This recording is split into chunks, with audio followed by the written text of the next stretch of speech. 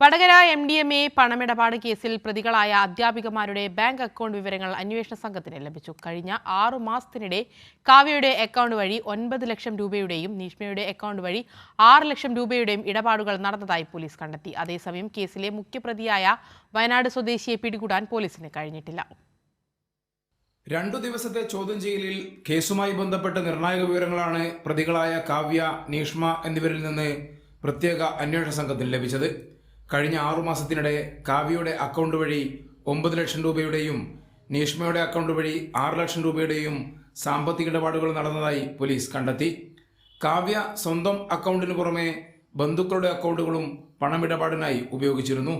ഇരുവരുടെയും ബാങ്ക് അക്കൗണ്ടുകളിലെ പണം കൈകാര്യം ചെയ്തിരുന്നത് കേസിലെ പ്രതിയായ കീർത്തനയാണെന്ന് ചോദ്യം ചെയ്യലിൽ വ്യക്തമായിട്ടുണ്ട്. ഇരിട്ടി സ്വദേശിയായ ജിജിൻ കുര്യാക്കോസാണ് ഈ 3 പേരുടെയും സാമ്പത്തിക ഇടപാടുകൾ നിയന്ത്രിച്ചിരുന്നത്. ജിജിൻ നിലവിൽ റിമാൻഡിലാണ്. അതേസമയം കേസിന്റെ മുഖ്യ സൂത്രധാരൻ വയനാട് സ്വദേശിയാണെന്നാണ് പോലീസ് നൽകുന്ന വിവരം. ഇയാളാണ് പ്രതികളെയെല്ലാം ഏകോപിപ്പിച്ചിരുന്നത്. ഇയാളെ കണ്ടെത്താനുള്ള ശ്രമത്തിലാണ് പ്രത്യേക അന്വേഷണ സംഘം. കൈരളി ന്യൂസ്, കോഴിക്കോട്.